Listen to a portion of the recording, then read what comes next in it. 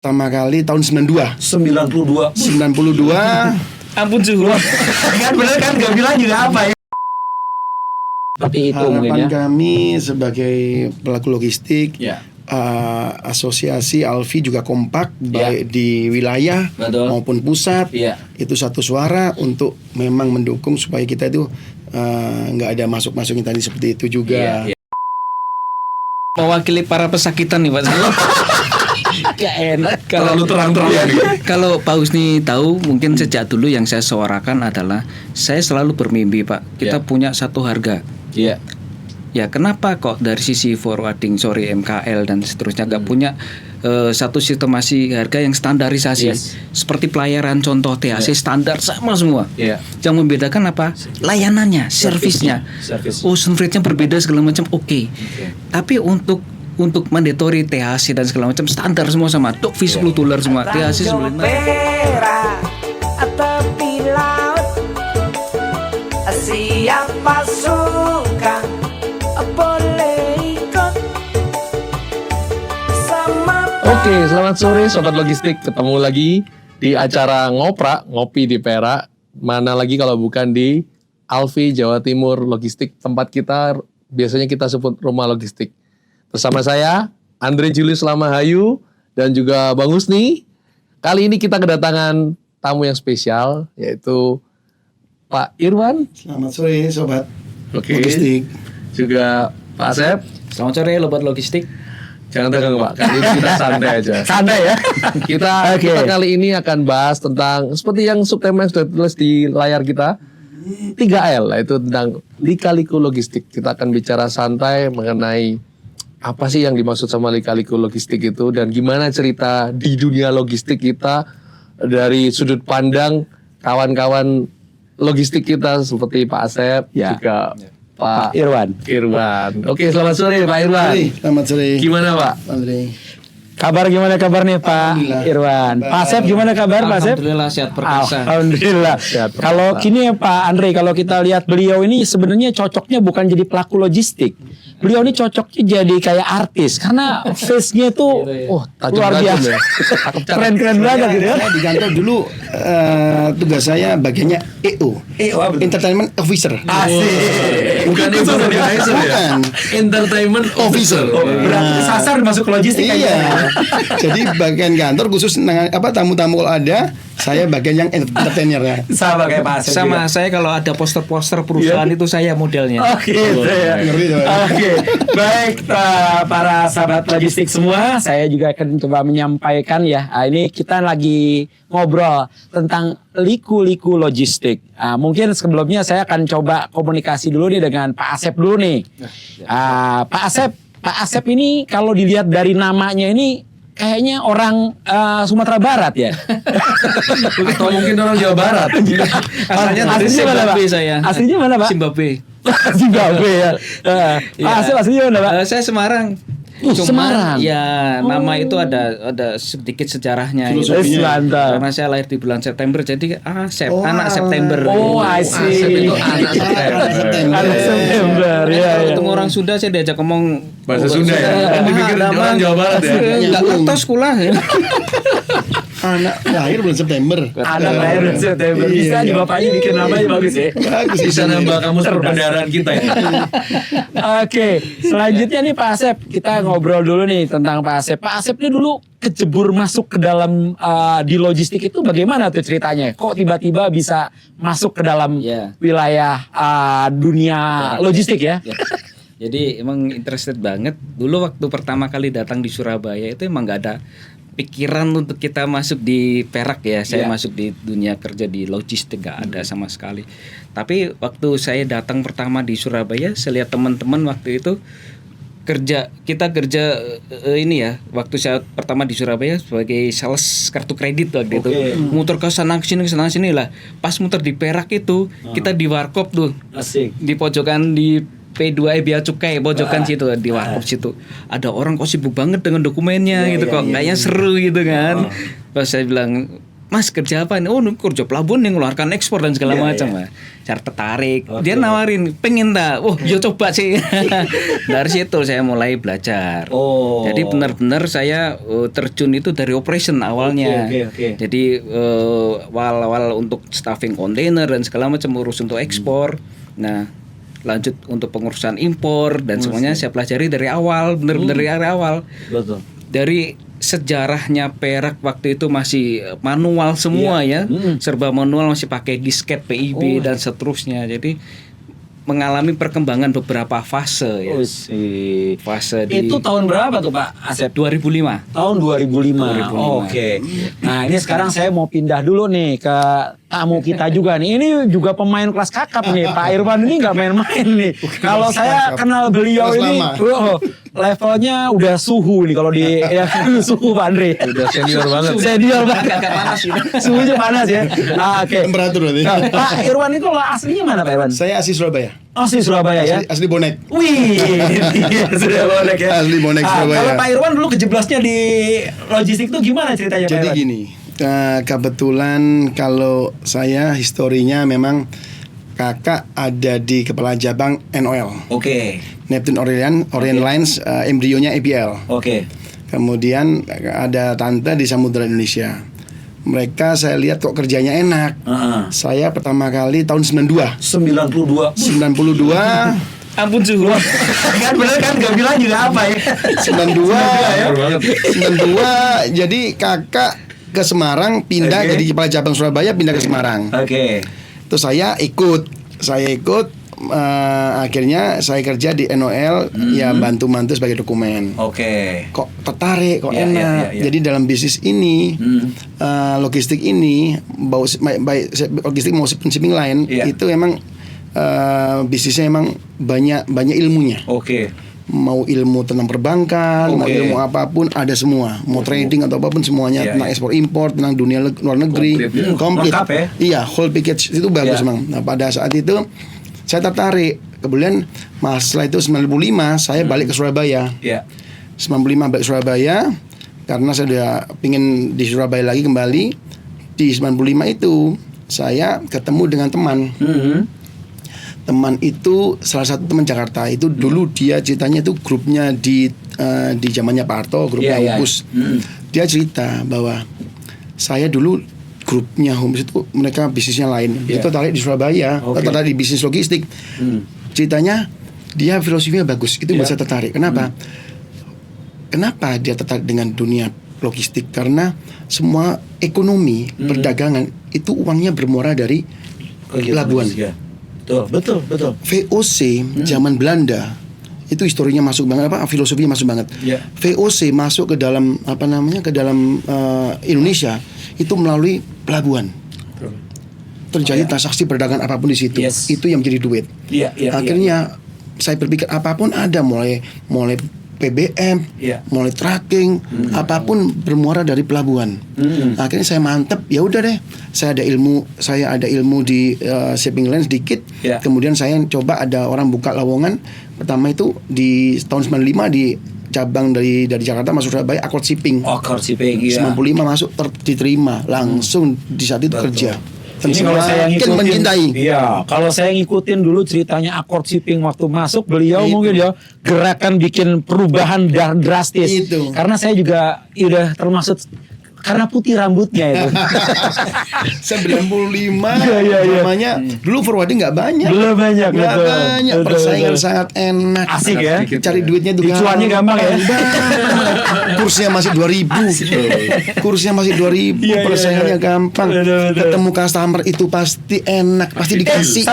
Sambil ini supaya gak tegang sambil Oh, ngopi iya, nggak sambil apa-apa ngopi, karena oke. kita ini Minum kan ya. lagi serasa di rumah kita ya, di rumah lagi ngopi-ngopi dulu jadi gak usah terlalu tegang-tegang. Ini Siap, ceritanya siap. Pak Irwan ini asik nih. Ini bisa nanti lebih Jadi dari ilmu 5 buat saya yang Junior. bisa jadi 5 jam ini. Oh, iya.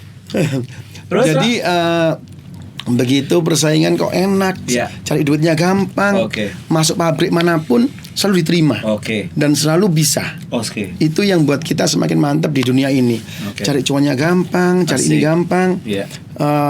Bisnis masih berjalan dengan baik, tidak ada apa-apa. Iya. Pada akhirnya Saya 95, cuma 2 tahun aja ya kembali lagi awal dari operasional, bagian staffing semuanya, naik jadi marketing, jadi manajer, kemudian jadi kepala cabang. Iya. Start tahun 2000 pas 5 tahun aja saya sudah menjadi kepala cabang. Masya Allah, luar biasa ya, luar biasa, mantap. Ini kalau dengar ceritanya Pak Irwan luar biasa ini, menarik sekali. Dan ini mungkin jadi buat teman-teman ya, para pemain anak-anak muda sekarang. Ini kalau motivasi ya, supaya datang ke logistik ya, jadi nggak usah ragu-ragu. Supaya nggak takut untuk bermain dan bekerja di dalam dunia logistik. Karena ngelihatnya kalau dia bilang perak, wah panas tuh katanya. Panasnya macam-macam ya Pak Asep ya. Tenang. Saya 2005 di Perak masuk sampai sekarang masih gini aja kulitnya. Gitu ya. ada resepnya. Ada resepnya ya. Oke, sekarang saya coba mungkin mau bicara yang lebih arah ke kegiatan kita yang mungkin kalau kita lihat Pak Asep ini juga pemain lama juga ya, melihat kondisi membedakan pada saat waktu dulu Pak Asep masuk, karena apa tadi dijelaskan Pak Asep ini kan sudah tahu kegiatan yang diawali dengan operasional. Bagaimana Pak melihat situasi sekarang ini dengan dibanding yang lalu menurut Pak Asep? Jadi saya bicara di operation dulu ya, di sisi operation. Dari pertama awal dulu emang enak, dari segi kerja gampang, cuman ribet. Manual Jadi semua ya Pak ya? serba manual. Misalnya nih, dulu PIB itu masih ketik manual, masih ketik. Terus kita mengenal PIB sistem, EDI dan EDI sistem di PIB dan PIB, ya kan? Kita create di sana dan segala macam. Itu pun masih pakai disket. Kita seni disket ke kantor bea cukai, error, balik kantor lagi dan seterusnya. Repotin banget ya. Repotin banget ya. Jadi duit itu habis buat parkir, bensin dan segala macam. Itu belum yang hard copy. Hard copy kita harus submit ke sana ke sini. Misalnya satu shipment itu pakai 3 forwarding. Jadi stempelnya harus 3 nih. Keliling 3 perusahaan berarti, Pak. 3 forwarding. Misalnya forwarding A di Mejen Sungkono, terus lari ke tengah kota, lari lagi di Perak, belum ke pelayarannya coba. Jadi semuanya nggak online gitu kan. Nah, dari manual gitu bergeser hingga sekarang ini yang serba mudah, semuanya terkoneksi. Ya kan, dengan adanya pemerintah ada single window, NLA dan seterusnya, itu sangat membantu di sisi operation. Bagi saya ya, di sisi operation sangat membantu karena semua tersimplify. Termonitor dengan apik dan epic gitu ya. Jadi mudah sekali, kita kalau ada masalah narik root cause-nya itu gampang sekali. Oh di sini nih salahnya, yang dibetulin di ini, katakanlah di pendok atau di PPK online-nya atau gimana, itu semua serba terrekord. Kalau dulu Pak tidak, karena tidak terkoneksi. Misal dokumen jalan di kota atau dokumen jalan di belum PPK online, masih di karantina, kita pengajuan dulu ke H5, ke 7 sampai pelepasan ke 11 dan seterusnya. Wah itu ribetnya setengah. Berarti memang miskom juga ya Pak ya? Korek Pak. Berarti memang betul-betul perubahan itu sudah sangat berubah luar biasa ya. Terus Pak Irwan nih, sekarang saya mau nanya Bang Irwan nih, bagaimana kondisi bisnis logistik akhir-akhir ini menurut kacamata pandangan suhu kita, senior kita nih, gimana sudut pandang saat ini nih? Ini bukan senior, hanya pengalaman aja. Pengalaman. Ya, kira-kira kalau sekarang ini di logistik itu seperti apa kondisinya Pak Irwan? Jadi gini, kebetulan beberapa hari yang lalu emang diskusi dengan Pak Ketum juga tentang bagaimana kondisi seperti ini. Kita saat ini di luar negeri khususnya, yang mana kita memang memiliki kebutuhan kita memang dari ekspor impor kan. Ada resesi di luar. Itu dampaknya sangat terasa banget kepada kita yang pemain logistik ini.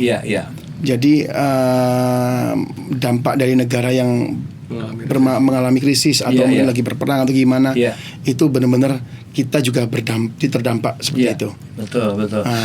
Itu yang kita takutkan saat ini. Dan sampai kapan? Ini bukan masalah pemerintah sih, tetapi masalah juga situasional yang terjadi. Betul. Itu yang kita tidak bisa tidak bisa antisipasi seperti itu. Kalau di sisi Pak Asep sendiri melihat kondisi saat ini menurut sudut pandang Pak Asep, ya kita harus bisa adaptasi sih Pak. Ya lebih ke adaptasi. Tadinya orang senang beli bakso terus gak ada daging, kita harus jualan yang lain kan gitu istilahnya, ya jualan soto atau apa.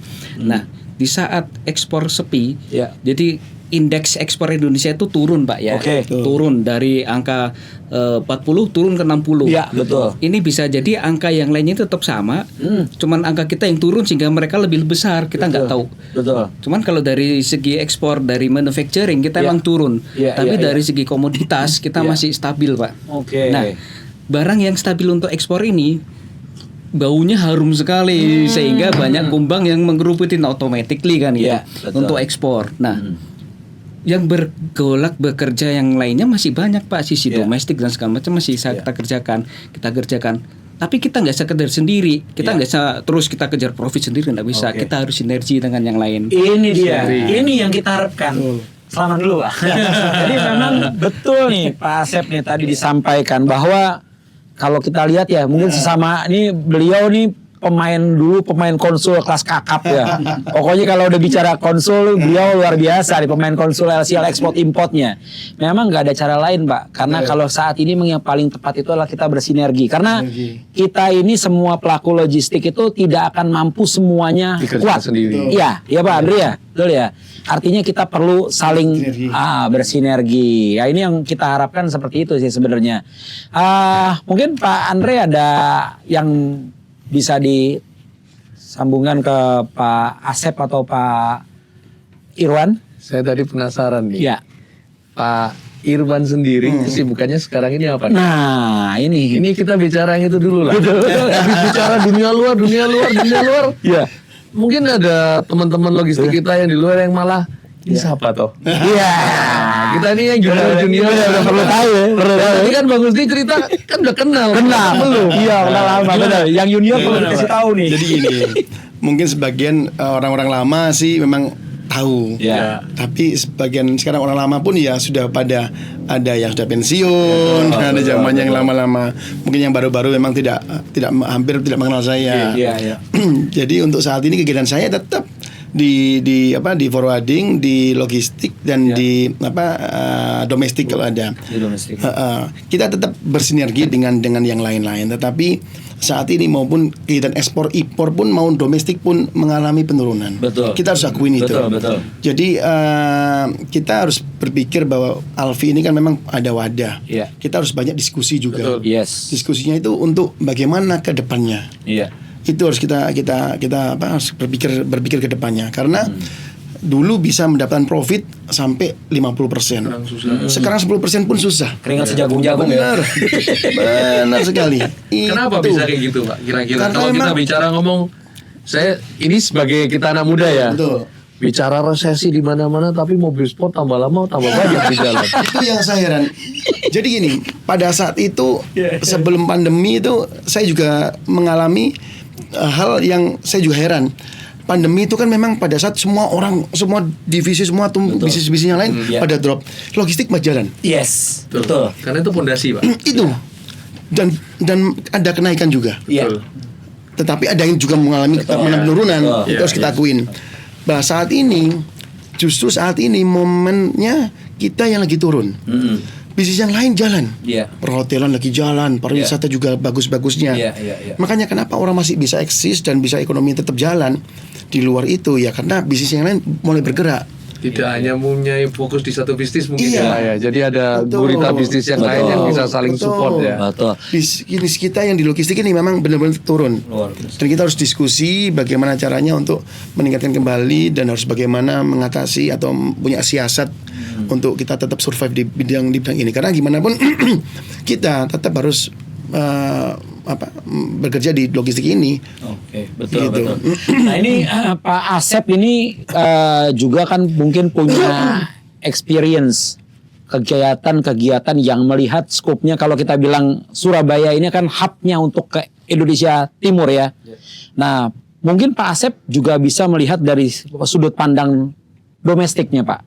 Menurut Pak Asep sendiri yang pernah melakukan kegiatan di domestik ke Indonesia Timur dari Surabaya atau sebaliknya, bagaimana Pak menurut pandangan Bapak? Ya sebenarnya menarik ya kalau kita bilang Surabaya hub Indonesia Timur dulu ya. Ya. Terus ada lagi Tapi nggak? untuk sekarang dan mungkin next 5 tahun ke semakin depan luas mungkin akan dipikir kembali. Oke. Kenapa Bapak pernah nggak kita market katakanlah ke Ngoro Industri Oke. atau ke Mojokerto, Iya. daerah Sidoarjo, Pier dan segala macam banyak yang tutup Pak. Betul. Oh. Bergeser. Banyak yang di Ngawi, Iya. ada yang di Semarang, Iya, di iya, Kendal iya. industri yang Betul, baru. betul. Bahkan yang lebih sporadis tuh lari ke Makassar Pak. Sampai seperti itu. Kira-kira kenapa itu Pak? Kok bisa langsung Satu geser Pak, seperti faktor itu? WMR pasti, Oh, pasti ya Pak ya. pasti. Yang Iya. kedua mereka mendekati resources, Oke. mendekati bahan baku Pak. Betul. Ya, terus logistik cost mereka kalau bisa ditekan nih, ditekan kan. Katakanlah pelaku ekspor ini bahan baku dari Makassar. Yang selama ini kalau mereka ekspor harus ke Surabaya dulu atau Jakarta dulu. Iya. Logistik cost ini adalah satu elemen yang ada di HPP Pak. Iya. Ya kan? Untuk menetapkan HPP-nya ya. Nah, kalau itu bisa di-reduce, maka akan efeknya akan banyak kan ke profit marginnya mereka. Iya, iya. Automatically mereka harus mendekati resources-nya. Oke. Makanya mereka sporadis banget nih ke timur. Bahan baku di sana semua, mostly Iya, ya. iya, katakanlah iya, seperti iya. itu. Nah, setelah mereka sporadis bangun pabrik di sana, di sini dan segala macam, kita harus juga berpikir apakah perlu kita juga mengikuti mereka? Satu. Oke. Terus yang kedua, apakah perlu kita bersinergi dengan pemain lokal? Siap. Oke. Nah, kalau kita ikutin mereka, masa kita harus ke kantor cabang, kosnya berapa, manpower dan segala macam. Yes. Kenapa nggak kita dengan saudara-saudara bersinergi di daerah? Ini benar. Bagi-bagi rezeki. Nah, satu kita bisa. Iya kan bagi-bagi rezeki. Karena kalau melihat kita ini kan negara yang unik nih, archipelago Iya, ya, negara betul. kepulauan. Betul. Portnya banyak sekali. Yes. Cuman belum semua port bisa melakukan ekspor. Betul, Direct betul. call. Iya, iya. Bisa pun contoh Makassar hanya ke destinasi tertentu, ke Jepang, Korea dan China. US, Europe dan segala macam belum. Iya, iya, Dan iya. pemainnya untuk linernya juga belum banyak. Iya. Masih 1-2 pemain kan gitu. Gitu Tetap ya. Pak, kita masih punya potensi di Surabaya ini. Iya, Ya. iya. Jadi kita masih bisa tik-tik, di Surabaya bisa lo lewat Surabaya deh. Kita tawarkan mungkin yang lebih simplify prosesnya iya. dan segala macam, even containerized dari Makassar Iya, contoh iya, seperti iya. itu. Jadi masih banyak yang kita bisa kerjakan sebenarnya Pak. Kita sinergi dengan putra daerah, Oke. dengan sedikit kita bisa local wise ya, Iya, iya. gitu Pak. Nah ini para sahabat logistik semua, kalau kita mendengar ini bahwa yang ada di timur maupun yang ada di barat, teman-teman ini di Surabaya, pastinya kalau memang ada kegiatan mereka juga akan mempertimbangkan. Tadi disampaikan bahwa ketika mau investasi ke daerah itu kan cost-nya juga tinggi ya. Nah ini kesempatan juga nih untuk melakukan kerjasama, khususnya dengan teman-teman anggota Alfi Jawa Timur. Nah beliau nih juga sering melakukan kegiatan. Nah ini tepat sekali ya Pak Andre ya. Betul. Paling Paling nggak kita harus cermat melihat situasi di dunia logistik kita, karena itu tadi sudah kita bahas. Cari 10% aja sulit. Apalagi kita harus sharing dengan orang lain. Otomatis kita harus benar-benar cermat menghitung margin yang bisa kita gunakan atau kita cari supaya kita semua bisa dapat win-win solution. Mantap, bener. Nah ini kita ngobrol lain di luar yang kita diskusikan. Pak Irwan ini hobinya apa Pak? Saya ini hobinya banyak. Apa itu ya? Salah satu yang paling asik apa itu Pak? Yang Pokoknya paling buat, disuka nih? pokoknya buat happy, saya hobi. Iya, paling nggak Susah ya. Menyangkut IO tadi kayaknya. Iya. Makanya jadi embryonya udah seperti itu. Jadi terbiasa dengan entertainment. Itu. Kalau Pak Asep apa nih hobinya Pak Asep? Ya sama Pak ya. Jadi boys will be boys. Ya. Hanya bentuknya aja berubah. Asik. Jadi kalau saya lebih ke ya koleksi apapun yang bisa, kayak misalnya sepatu. Iya. Sepatu saya pakai, saya seneng, saya rawat Pak. Oke. Ada sepatu saya yang sampai umur 10 tahun masih bagus. gitu. Woi. Itu berarti sudah ditaruh di rak udah banyak ya? Iya. Mantap. Tapi nggak koleksi yang hidup juga kan Pak? Oh enggak. Enggak boleh diperlihatkan ya. Coba bisa buru. Iya burung. Ini Pak Irwan berarti terlalu jauh juga. Pikirnya juga terlalu jauh. Kenapa juga Batman kayaknya? Nggak, karena kita di logistik ini, Pak. Jadi kita di logistik ini sleeping with number Pak. Iya. Kita hampir nggak bisa punya waktu yang luang selain untuk keluarga dan kerja. Iya. Ya. Iya, setuju. Jadi untuk misalnya nih mau koleksi ikan cupang katakanlah, ya kan? Saya mau melihara ikan cupang di kantor, kepikiran nanti ada staffing anak-anak report dari gimana? Nggak mungkin bisa saya. Ya kan, Ya, betul. seperti itu. Kecuali kalau saya benar-benar bisa mendelegate semua tugas kerjaan ke tim. Misalnya punya benar-benar waktu luang. Tapi nanti kelebihan ke burung atau ke ikan, istri anaknya kelupaan, jangan sampai Pak. Amit-amit ya Pak ya. Itu terbalik Pak Asep. Oh, gitu ya? Saya melihatnya di dunia ini kita lebih banyak funnya daripada kerja seriusnya. Bisa asik. Iya. Ini apa duta nih? Ya, jadi memang benar apa yang disampaikan beliau ini memang dahsyat. Kalau buat Iya. sudah suhu Pak. karena iya benar. Apa namanya levelnya belum, istilahnya kalau dibilang makomnya belum sampai. Belajar menikmati hasil ceritanya ya Pak ya. Sudah menikmati ya. Saya berpikir juga gini, kalau orang kerja profesi itu kan memang harus dia punya keahlian dan dia harus jaga terus itu.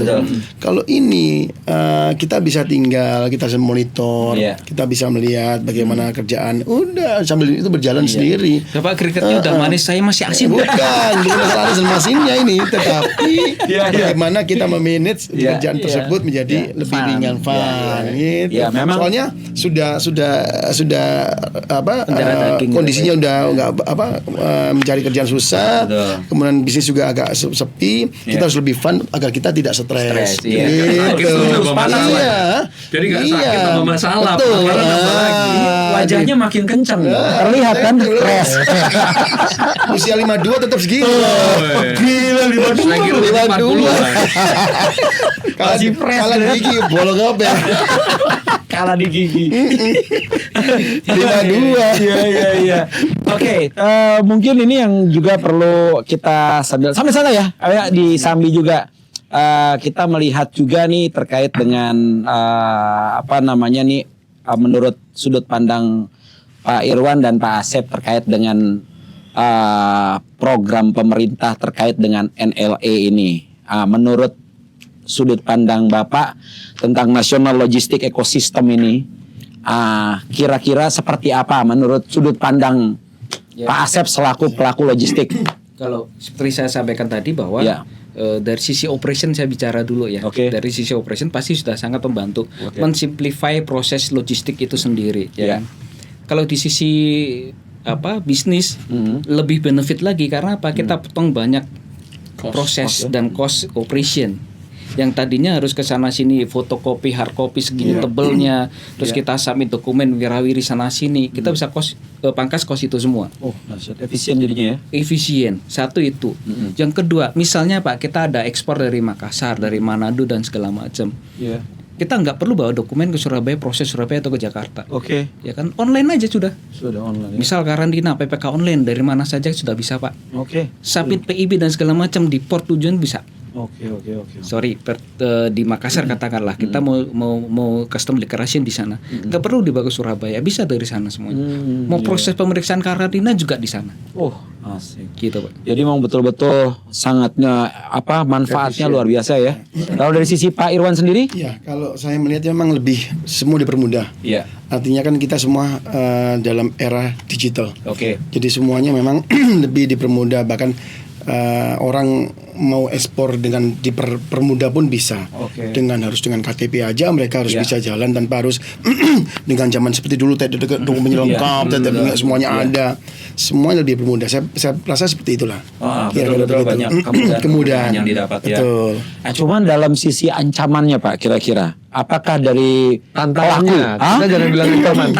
Tantangannya ya. Tantangannya gimana? Tantangannya kira-kira Ancamannya gimana? lebih membahayakan bagi kita. Karena semua orang bisa. Kita tidak spesifik. Akhirnya kita logistik ini akhirnya ya nggak dipakai bisa jadi atau mungkin mereka sudah ngapain harus pakai logistik atau zaman bahasanya kita kan memang ada custom broker. Oke. Custom broker kan sekarang nggak ada lagi. Orang bisa datang bisa, klik bisa, mau send ini bisa semua. Tapi memang kalau dilihat itu kan ruang lingkupnya kalau kita bicara logistik kan sebenarnya kan luas. Betul. Kayak berkaitan dengan pergudangan, Betul, kayak kegiatan-kegiatan ya kalau bilang supply chain itu kan rangkaiannya kan cukup panjang. Yang di pelabuhan yang ada di dalam kegiatan di pelabuhan itu cuma hanya berapa persen saja ya. Betul. Sisanya ini kan di luar dari mulai dari luar pelabuhan itu kan cukup panjang ya kan. Itu yang tadi bisa. saya bilang kan di pelabuhan ini begitu banyak kegiatan yang memang harus kita cermat untuk melihat peluang bisnis tadi di mana. Ada BBM, ada pergudangan, ada ini. Kalau memang kita semua masuk ke ke customnya atau mungkin ke PPJK-nya, memang semua orang foto di situ. Tapi kan banyak masih ada yang bisa dikerjakan juga di situ. Betul. Lah, Iya. Kalau di Pak Asep sendiri terkait dengan kegiatan untuk yang ekspor importnya sendiri, Pak, di sudut pandangnya Pak Asep melihatnya itu seperti apa sih peluang-peluangnya? Apakah itu memang masih kuenya ini masih Bisa dibagi. bisa dicokot lah, bisa dimakan, masih ada yang kira-kira menurut Iya. sudut pandang Pak Asep sendiri? Jadi gini Pak Husni dan rekan-rekan semuanya ya, saya pasti juga sependapat bahwa kue ini tetap ada Pak. Oke. Cuman bedanya kalau zaman dulu kue kita mau beli itu boleh dicicipin dulu, kalau enak boleh kita beli. Oke. Sekarang kue di etalase Pak. Oh, sedap. Contoh, kue di etalase kita harus nawar, kalau nggak pas sudah. Tinggal. Customer juga sama. Dia punya guidance rate. Ya. Pak saya punya kok sekian, Bapak nggak bisa ya udah yang lain bisa jalan. Itu challenge satu Pak. Iya. Untuk bisa match dengan guidance-nya mereka, kita harus bisa bersinergi dengan banyak pihak nih. Dengan teman-teman tracking, Iya. teman-teman vendor yang karantina dan segala macam, operation dan segala macam, sehingga cost bisa kita general dengan bagus, kita ajukan dengan bagus, Iya. sehingga bisa match. Itu pun profit masih ditekan. Iya. Kan gitu. Nah, kenapa kita bisa harus tetap survive? Karena ya selama laut itu belum kering, selama itu juga logistik tetap jalan kan gitu ya. Ini filosofi kan, filosofi yang di awal tadi. Kita demen yang model begitu ya. Perdagangan bisnis terjadi di pelabuhan. Oke. Iya, kan Jadi filosofi kembali begitu. yang disampaikan di VOC awal VOC iya, sendiri ya. Semua terjadi Kembali transaksi di situ. ke ekspor impor ya. Iya. Demand untuk ekspor saat ini emang dari sisi produk-produk manufacture kita, sepatu, baju sampai furniture emang lagi drop Pak, karena Iya, emang iya. fokusnya customer yang existing sekarang di Europe, US dan segala macam itu bukan ke hal-hal seperti itu, lebih ke bahan pakan yang mereka Oke. sendiri sedang kesulitan. Iya. Nah, sedangkan bahan pakan untuk yang mereka butuhkan kita nggak punya nih. Kita bisa supply kebutuhan yang lain. Contoh, misal yang selama ini kita ekspor yang tadinya tujuan utama ke US itu kita 60% ke sana. Saat ini mungkin kalau US jadi 20%, Europe juga turun drop sampai 15%, kita bisa alihkan mana nih yang ramai. Contoh belakangan ini jahe, Iya. ya kan, biji-bijian, terus charcoal dan segala macam lagi rame nih di Middle East, India dan segala macam. Coba kita ambil peluang di situ, bagi-bagilah sama teman-teman yang lain, kan gitu. Kita nggak bisa, mereka ketika berjaya, ya LV Iya. dalam hal ini adalah yang punya otorita bisnis di logistik, Oke. di pelabuhan juga kan Iya, gitu ya. iya. Kan juga bisa ngawasin dan juga ngasih advice ke kita, bisnis yang lagi bagus ini nih. Ayo siapa yang mau bisa dan mau bergabung kan gitu. Iya. Ada expertise-nya si A, si B, si C, ayo kita belajar bareng. Oke. Karena volumenya juga sangat gede Pak, Iya, kan gitu. iya. Jadi selama ini yang mungkin dimainkan 1-2 orang gitu, mungkin bisa kita bareng-main bareng-bareng.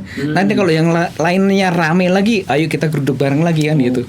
Sehingga nggak ada senggol-senggolan, saingan harga dan segala macam. Tapi ayo kita kerja barengan gitu, sehingga semua bisa survive gitu Pak Husni. Oke, mantap banget.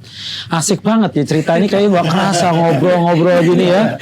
Emang ini kita ini memang sahabat logistik semua, kita ini memang membuat suasana seperti namanya juga, lihat nih, rumah logistik. Jadi di rumah itu tempatnya orang yang sedang stres, Iya. suntuk, di rumah harus happy. Ya, seperti yang tadi Pak Irwan sampaikan. Jadi harapan kita ini dari DPW Alfi Jawa Timur berharap bahwa rumah logistik ini tempatnya Tempat untuk curhat. kumpul-kumpulnya orang-orang logistik membahas tentang banyak hal. Bahasanya curhat lah. Curhat, bisa sharing, ya kan? Nah, inilah salah satu bukti bahwa kita ini akan bisa saling bertukar informasi, gitu. Jadi tadi itu saya mau tanya nih Iya. sama Pak Asep sama Pak Irwan mengenai yang pandangan ke depan tadi. Sudah dijawab. Ya, Sekarang pertanyaan berikutnya. ya, oke. Pertanyaan berikutnya nih. Jadi deg-degan, saya minum dulu Pak. Silakan Pak. Asik. Kopi dulu. Soalnya yang kita bahas ini ngeri-ngeri sedap. Iya. Karena kan kita bicara masalah realita Iya. sama teori, Pak. Betul. Secara teori kita bicara, saya juga pelaku usaha sih. Betul. Ya. Saya juga ekspedisi juga. Saya juga banyak ngerjakan curah, Pak. Iya. Curah kering. Iya. Nah, tapi kan kita ngerjakan kebanyakan barang impor. Iya. Ekspor mungkin masih bahan baku, Iya. keramik dan lain-lain lah. Iya. Nah, saya mau tanya nih, Pak. Tadi kan katanya Pak Asep kan peluang itu masih ada. Iya. Iya toh. Di daerah Middle East itu banyak kebutuhan seperti untuk pakan atau apa yang mungkin bisa kita oper untuk dikirim ke daerah Uni Eropa dan lain-lain.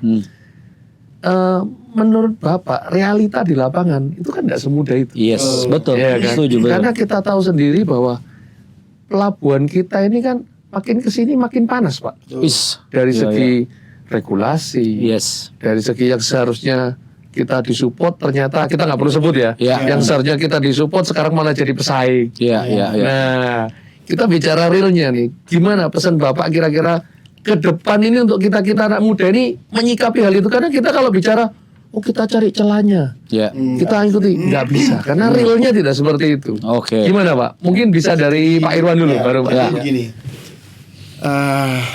berkaca dari pengalaman, kemudian melihat kondisi, dan kita juga diskusi dengan beberapa dengan almarhum Pak Ketum yang lama sebelumnya, dengan sekarang Pak Wibi.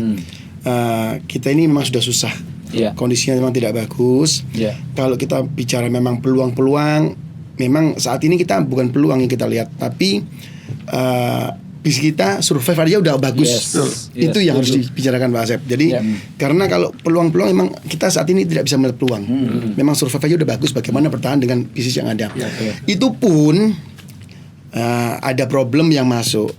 Apa perlu dibuka nggak apa-apa ya ngomong-ngomong juga sini. Jadi seperti ini. Jadi harusnya ada institusi yang memang itu mendukung, mensupport kita. Oke. Karena menjadi holding. Yes, iya. Holdingnya saya kerasin ya. Holding. Biar tegas ya. Iya, iya, Akhirnya mereka mencoba meng-create untuk bermain. Company bermain dengan bisnis yang kita punya. Oke. Apapun mereka bisa lakukan, itu sangat bisa lakukan. Karena yang punya rumah ya Pak. Karena yang punya rumah. Iya. Dan kebetulan ini baru minggu lalu, Iya. saya juga ketemu dengan salah satu yang memang disuruh untuk create di Surabaya, Oke. untuk men-set up, dia punya tempat, dia punya fasilitas, dikerjakan sama yang dia punya anak cabang tersebut. Oke. Sangat enak sekali. Terus saya bilang sama dia, boleh silakan kalau memang kondisinya harus memang di masuk Surabaya, tapi tolong kita juga dikasih wadah, dikasih tempat, dikasih lauk, dikasih fasilitas lah. Jadi betul memang seperti itu Jangan terus gambarannya ya. ambil semuanya. Iya, Kita dapat apa? Sorry jelas Pak. Iya. Kemarin itu saya sempat dengar kata-kata dari Pak Menteri BUMN. Iya. BUMN itu diciptakan untuk mensupport, membantu usaha. Betul. Ini enggak. Jadi menurut sudut pandangnya Kang Asep nih kira-kira gimana tadi? Sedikit berlabrakan sorry. Tidak apa-apa. Kalau emang untuk institusi emang saya setuju ya. Yes. Untuk prospek dan segala macam opportunity emang kalau dibilang nggak ada ya kita harus berjuang untuk ada. Karena itu salah satu alasan untuk kita bisa survive kan itu. Kalau kita survive cuma doa saja kan nggak bisa, harus ada ikhtiarnya. Apapun itu harus kita cari kan. Meskipun di lubang sumut ya harus kita cari. Karena emang saya sendiri ngalamin bulan Juni, Juli, Agustus itu auto dropnya luar biasa kan, dari Perak aja angka kita sudah tahu semua. Nah, kalau dari institusi harus ada support dari pemerintah juga Pak. Contoh, kita impor terbesar dari mana? Dari China. 78% tahun ini. Tahun 2022 sorry. Nah, kita ekspor ke China dipersulit salah satunya dengan GACC. Ya kan? Kebutuhan mereka untuk charcoal banyak, tapi kita nggak bisa ekspor.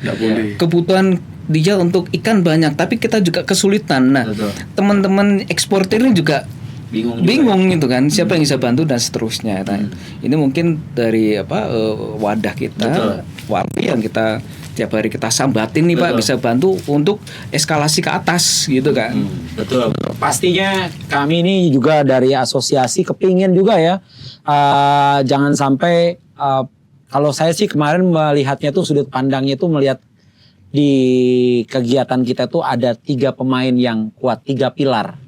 Ada pilarnya, satu adalah dia regulator, ada yang operator, ada yang player. Nah playernya kita ini kira-kira gitu ya.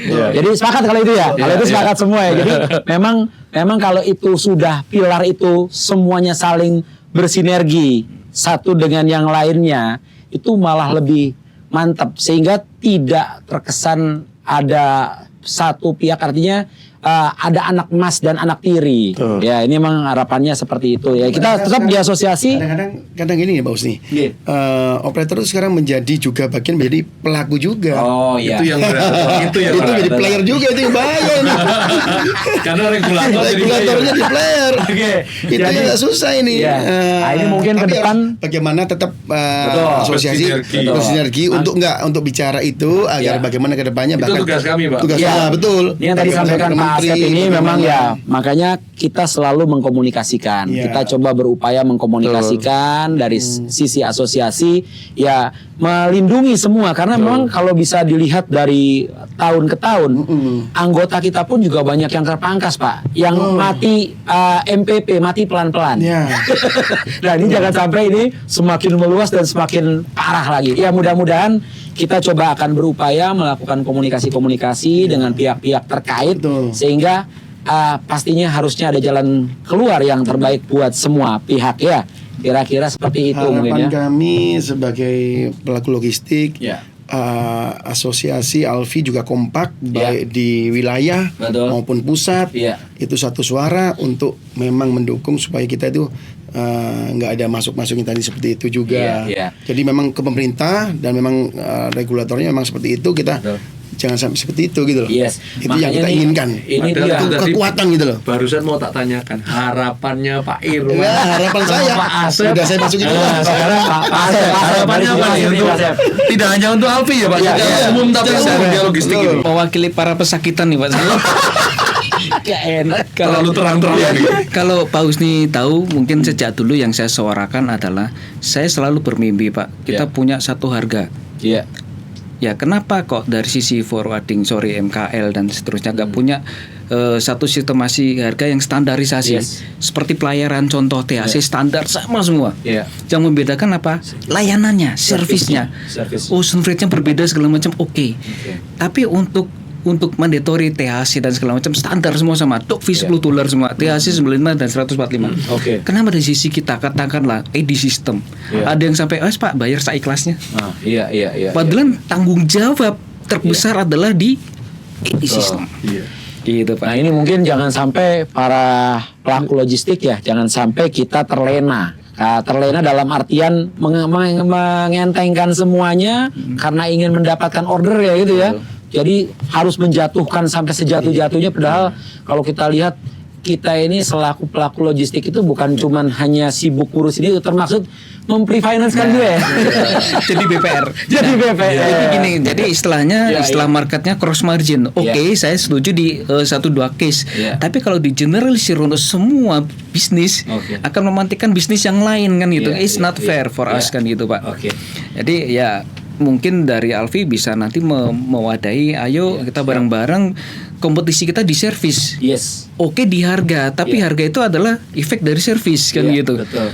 Semakin enak baksonya akan makin mahal. Betul. Airnya sama Pak, air kemasan semua sama saya rasa ya kan, Iya. beda kemasan beda karena dia sudah punya nama mahal, oke. Iya. Kan gitu. Itu aja sih Pak. Oke. Baik, Pak Andre mungkin bisa. Ya, jadi kalau boleh saya narik kesimpulan, karena kan kita bicara dalam bisnis logistik, terutama kita ngomong PPJK, Iya. MKL ya. Iya. Biasanya kan dari dulu nih, dari saya masih kecil saya mantau orang ngikuti tua ya. saya kerja Iya. di PPJK, memang ngurus barang kontainer non curah itu lebih kasarannya kalau orang Jawa bilang mencek no. Oke, iya. Iya nggak? Ngurus dokumennya bondone luwih gede timbang batine. Nah, ngerti nggak maksudnya? Jadi ngurus dokumennya tuh modalnya lebih besar daripada untungnya. Iya. Kecuali kita bisa jadi mafia dalam Iya. mafia kontainer 1000 kita kerjakan sendiri. Iya. Sama. Iya. Tapi kan hari ini kita nggak bisa kayak gitu. Jangan sampai harapan dari teman-teman di sini, dari Pak Irwan dan Pak Asep, jangan sampai demi cuman bukan makan ya, demi eksistensi, demi untuk nunjukin gigi, terus sobat logistik bela-belain banting harga. Setuju. Dan Setuju nggak banget. mandang bahwa ini marginnya ini sudah nggak masuk. Jangan disamain. Nggak masuk akal sudah. Iya, nggak masuk Nggak akal. sudah. Sama Pak, karena ini Realistis ya. tidak terjadi tidak hanya di Bukan BPJK, nurul ya, Pak, ya? tapi Iya, juga harus terjadi di angkutan. Iya. Saya juga di bidang angkutan juga kan. Iya. Jadi itu nggak hanya Nggak terjadi di bidang PPJK. Iya. Karena Di angkutan pun sudah ditentukan tarif dasar pun tetap ada bawah tangan. Oke. Karena mereka yang bekerja, mereka tidak cari duit itu dari keringat sendiri, Pak. Yes. Bisa jadi mereka yang menggunakan uang ini uang turau. Iya. Ini uang bank. Uang bangku tak buat ngurusi usaha. Mati kita. Bahaya. Ini bahaya teruskan. Itu masalah gitu. Sobat logistik. Jadi gini, kalau dibilang orang-orang logistik tuh kadang gila kerja, jadi margin tipis aja tetap kerja. Iya, Bukan kita gila, kita suka, kita cinta Iya, ya kan, benar. dengan kerjaan ini. Iya, Karena ilmunya, Pak. Passionnya ya. Ilmunya tuh sampai detik ini terus saja gitu loh Tapi ya. ada hal yang buat orang bertanya dan aneh. Kenapa kok masih bisa eksis dan running well dan enak, padahal harganya minim banget. Iya. Itulah anehnya di situ. Seninya di situ. Sesuai dengan tema kita, Iya. liku-liku logistik. Kali. Nyambung banget kan? Iya. Profit gak ada tapi kok soal eksis terus gimana ya? Itu yang jadi heran kan. Nah. Ini nggak terasa ngobrol ini, padahal berapa kita ngobrol ini, tahu-tahu sudah sekian waktunya ya. Bapak-bapak kalau ngobrol tuh bisa panjang bisa- Nah, ini masih harusnya kita tambah nih Pak Andre, karena Harusnya ya. harusnya kita cuman sebelum Pak Andre nanti akan menyelesaikan kegiatan, karena biar bagaimanapun kita terbatas dengan waktu. Ya, Saya cuman pengen minta satu kata dari tamu-tamu kita nih, ya kan? Dari tamu-tamu kita. Satu kata tentang Alfi Jatim. Alfi Jatim jaya terus. Amin. Kalau Pak Asep, Pak Irwan, sorry. Luar biasa. Luar biasa. Luar biasa. Oke, sebelumnya saya juga akan coba menyampaikan ke para pelaku logistik atau sahabat logistik semua bahwa tempat kita ini sudah dibuat sedemikian nyamannya, Khusus memfasilitasi betul. acara ini, Betul. tidak hanya untuk acara ini tapi juga untuk melayani kehausan informasi sobat logistik di luar sana. Tidak hanya untuk para yang muda-muda tapi juga para senior-senior yang bisa memantau bagaimana perkembangan logistik di Indonesia, khususnya di Jawa Timur saat ini. Betul. Jadi jangan lupa selalu kasih komen dan subscribe di YouTube Alfi Jatim ya. Jangan lupa juga klik like-nya ya teman-teman ya. Oke. Kemudian pesan-pesan mungkin untuk sobat logistik di luar sana, jangan pernah lelah untuk belajar tentang logistik, karena hari ini kita nggak akan pernah tahu apa yang terjadi di dunia luar tentang dunia logistik. Betul. Itu sih. Baik, kalau gitu terima kasih kedatangannya ke rumah logistik Pak Irwan, Pak Asep. Sukses. Ya, ini bukan untuk kasih, yang Pak pertama Andre. kali, kita masih akan berkelanjut di tempat yang lainnya. Oke, Amin, amin. dari kita Pak Andre, Saya Andre Julius pamit. saya Husni. Sampai ketemu lagi di lain kesempatan. Salam Jaya logistik. selalu Jaya selalu. Logistik Indonesia.